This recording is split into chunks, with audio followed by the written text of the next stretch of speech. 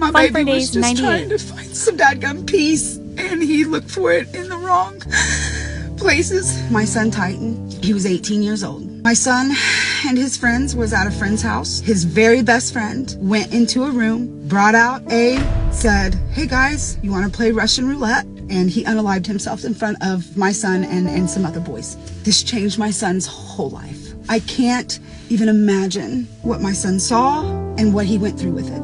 Because they both had different ways of coping, it caused friction between her and her son. After that happened, my son was grieving even more. He lost his grandma and grandpa in the same week. He was so close to these people. My son loves so deeply. He would sit and talk with his friends about mental health. He would check on them, even though he was struggling himself. Nobody freaking talks about grieving. I just didn't understand. Because of this, Mum regrets what she did next. My son could not get over it. And because I didn't understand grief, I pushed him to be okay. I was not sensitive.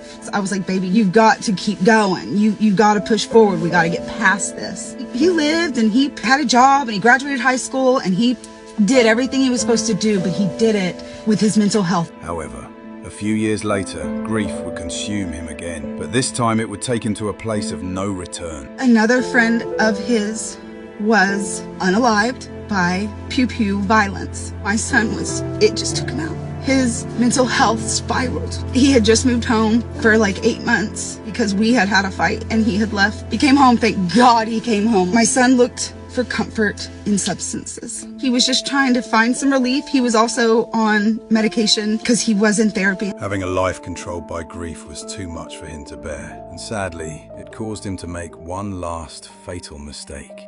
My son died of an overdose of poisoning that was accidental.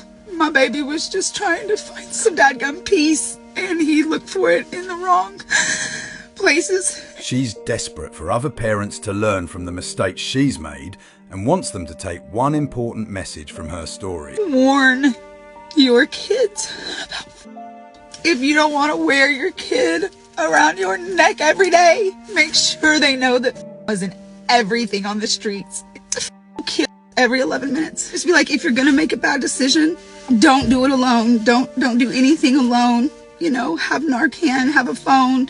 Don't be in a car, don't do crazy things. Like, just have conversations with your kids about this stuff because you think it can't happen to you. Because I thought the same thing. It absolutely can happen to you.